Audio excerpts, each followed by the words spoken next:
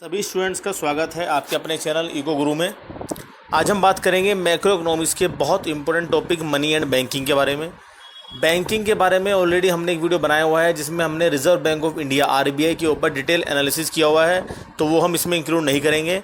Money के बारे में हम पढ़ेंगे जो आपको 5 से 6 नंबर दिलाएगा आपके एग्ज़ाम के अंदर।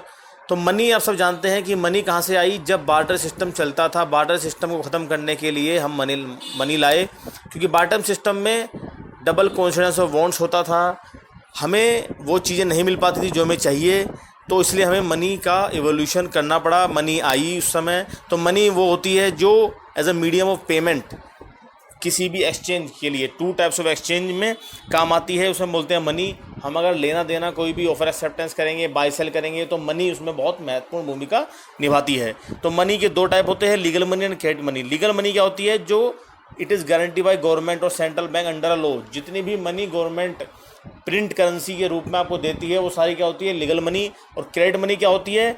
जिसे person is not obliged to accept this money. एक साख मनी जैसे चेक होता है आपका, तो it depends on the credit of the person. एक पर्सन की कितनी क्रेडिट लिमिट है उस पर डिपेंड करता है क्रेडिट मनी। जैसे एग्जांपल चेक, अगर मेरे खाते में 10,000 रुपये है तो मैं 10,000 चेक दूंगा, नहीं तो वो चेक बाउंस हो जाएगा, तो that is called credit money. तो 2 तरह की मनी होती है, legal money and credit money. Then money supply कहाँ से आती है मार्केट के अंदर? मनी सप्लाई आती है liquidity of money means convertibility of money into any commodity without any depreciation. तो हमें इसे सरकार ने 4 हिस्सों में डिवाइड किया हुआ है, M1, M2, M3 and M4। M1 is equal to C plus DD plus OD। C is equal to जितनी भी करेंसी पब्लिक के पास है। DD is equal to demand deposit with banks, जितना डिमांड डिपॉजिट्स बैंक के पास जमा है। And OD is equal to other deposits with RBI, जो RBI के पास जमा है, जो हमने RBI वाली वीडियो में भी पढ़ा है, जो RBI के पास एज सिक्योरिटी जमा रहता है। M2 क्या होता है? M1 जितना भी सारा M1 का अमाउंट है प्लस जितना भी saving account deposit post office के पास है। आजकल पोस्ट ऑफिस में भी खाते खुलते हैं, ATM भी आ गया उसका। M3 क्या होता है? M1 प्लस TD मतलब टाइम डिपॉजिट, जो टाइम पर बैंक के पास पैसा जमा होता है, चाहे वो FD के रूप में हो, फिक्स डिपॉजिट्स, चाहे RD के रूप में हो, चाहे रिकरिंग डिपॉजिट्स। M4 क्या होता है? M3 plus total deposit with post office bank, like NPS हो गया, नेशनल पेंशन स्कीम हो गया, किसान विकास पत्र हो गया, किसी भी तरह का सेविंग स्कीम अगर पोस्ट ऑफिस में है तो वो आएगा M4 में। तो on the basis of liquidity जो हमारा सीक्वेंस है वो क्या आएगा? M1 is greater than M2, M2 is greater than M3 and M3 is greater than M4। That is called ascending order from M1 to M4। तो हम इसे बहुत शॉर्ट रूप में, प्रिसाइज रूप में हैंड रिटन नोट्स के थ्रू समझ रहे हैं। काफ़ी लंबा सीरीज़ है मनी की, बहुत सारे कॉन्सेप्ट्स हैं मनी में, हम और डिटेल वीडियोस भी धीरे धीरे लाएंगे। कोई भी डाउट हो तो हमें मेल करें ecoguru89@gmail.com पर। आगे बढ़ते हैं स्टूडेंट्स। बैंकिंग, पहला बैंक हमारा कब आया इंडिया में? बैंक ऑफ हिंदुस्तान 1770 में। पहला bank operate by Indians based on limited liability, जो था अवध कमर्शियल बैंक, 1881 में आया था। फर्स्ट कंप्लीट इंडियन बैंक हमारा था PNB, जो 1884 में आया था। और 1969 और 1980 में गवर्नमेंट ऑफ इंडिया ने प्राइवेट बैंक को नेशनलाइज किया। RBI के बारे में पढ़ चुके हैं, तो आगे बात करेंगे हम कि हमें इंडियन बैंक, सबसे पहले RBI आता है। RBI के अंडर में 2 तरह के बैंक आते हैं, शेड्यूल और नॉन शेड्यूल। शेड्यूल में कमर्शियल बैंक आते हैं और कोऑपरेटिव बैंक आते हैं, और नॉन शेड्यूल में प्राइवेट बैंक आते हैं। तो आगे देखते हैं पब्लिक सेक्टर बैंक के जैसे एग्जांपल आपको दिख रहा है आपकी स्क्रीन पर, PNB, bank of Baroda, SBI, that is called public sector bank. Private sector bank क्या होते हैं? ICICI, SDFC, ये प्राइवेट सेक्टर बैंक है। फॉरेन बैंक्स क्या होते हैं? जैसे HSBC आपका फॉरेन बैंक है। उसके बाद रीजनल बैंक होते हैं कुछ, जो अर्बन और रूरल में बटे होते हैं। तो शेड्यूल्ड बैंक हम पढ़ते हैं। शेड्यूल्ड बैंक में क्या हुआ? ये बैंक जिनका नाम हमने सेकंड शेड्यूल ऑफ RBI, जो हमारा एक्ट था 1934, उसमें हमने इनका नाम रखा scheduled bank. RBI includes any bank under this schedule only when it conducts banking operation in India. अगर वो इंडिया में काम कर रहा है तो it does not work against the government policies, it does not work against the interest of its depositories. वो सिर्फ काम करेगा गवर्नमेंट के लिए।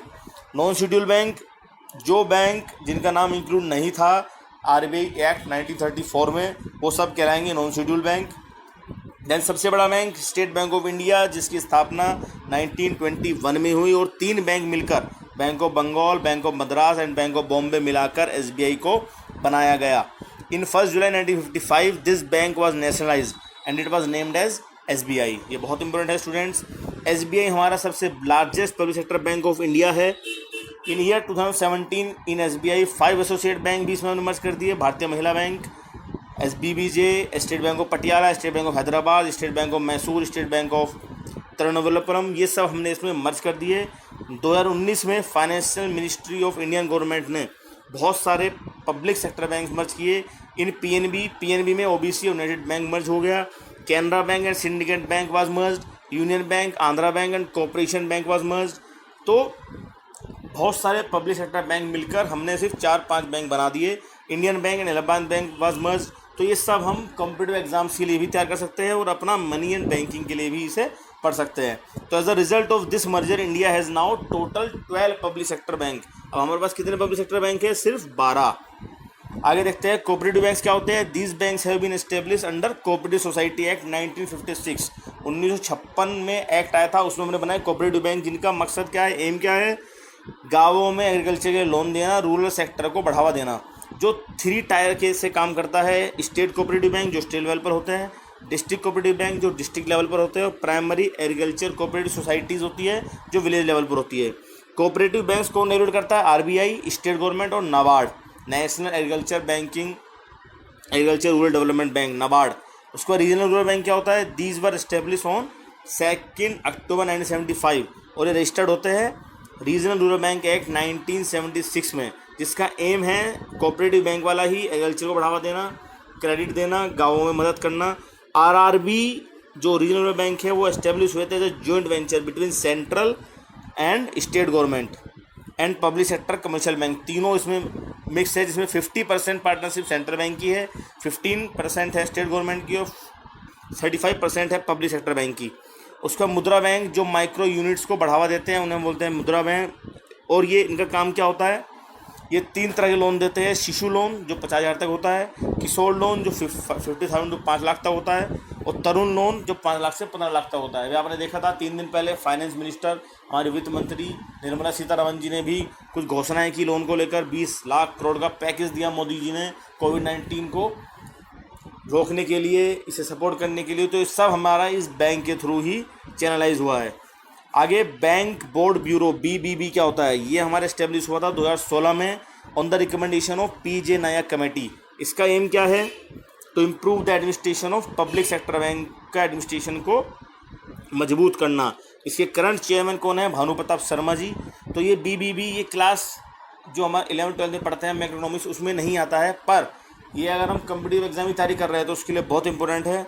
तो उसके बाद हम कुछ इंपॉर्टेंट फाइनेंशियल इंस्टीट्यूशन देख रहे थे, जैसे कि IFCI industrial financial corporation of India जो 1948 में बना, इसका हेडक्वार्टर दिल्ली में है। इसका मकसद क्या है? लॉन्ग टर्म क्रेडिट देना इंडस्ट्रीज़ को।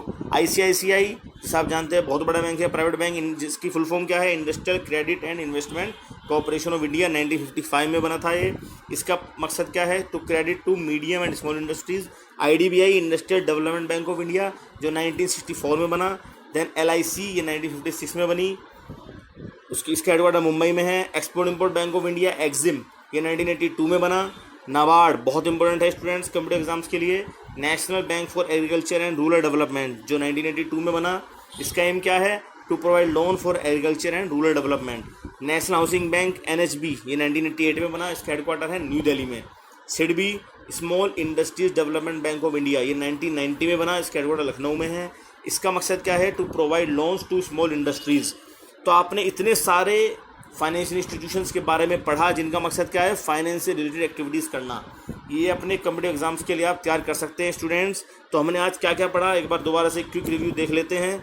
हमने पहले पढ़ा मनी क्या होती है, मनी के कितने टाइप होते हैं, legal money, tender money. Then money supply कहाँ से आती है? M1, M2, M3, M4। Then हमने पढ़ा शेड्यूल्ड बैंक क्या होता है, schedule bank, non schedule bank, SBI के बारे में पूरा हमने पढ़ा। देन हमने पढ़ा regional rural bank, cooperative banks, उसके बाद Mudra bank, BBB, bank board bureau. Then बहुत सारे फाइनेंशियल इंस्टीट्यूशंस की स्थापना कहाँ हुई और उनके हेडक्वार्टर कहाँ हैं। तो आज के लिए इतना ही, इस वीडियो के लिए इतना ही। तब तक लाइक करें, शेयर करें, सब्सक्राइब करें और इकोनॉमिक्स के किसी भी तरह के स्टफ़ के लिए मेल करें ecoguru89@gmail.com पर। Thank you very much.